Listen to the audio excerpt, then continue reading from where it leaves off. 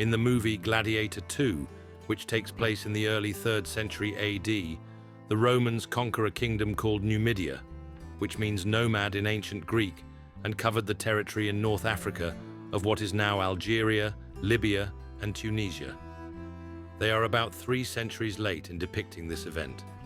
In real history, Numidia first appeared on the Roman radar in their fight with Carthage in the Second Punic War in the late 3rd century BC. One faction of the Numidians supported the Romans, while another supported Carthage.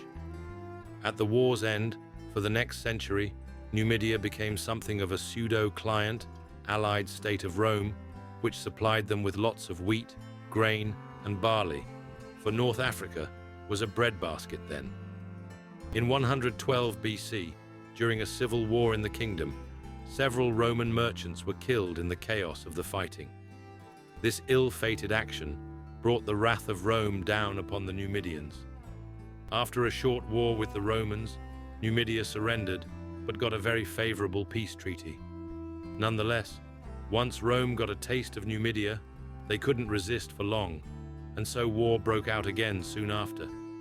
This time it became a long and bloody slugfest that frustrated Rome.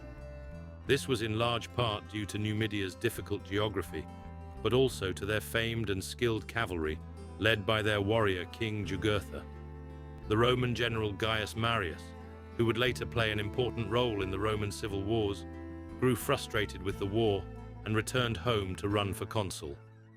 Upon winning, he returned to North Africa and took command of the Roman army there. He sent his subordinate and future enemy, Sulla, to try and disrupt the Numidians' loyalty. He was successful and managed to capture the elusive Jugurtha, ending the war.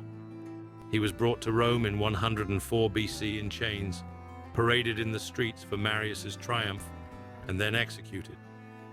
For the next few decades, Numidia was divided between the East and West.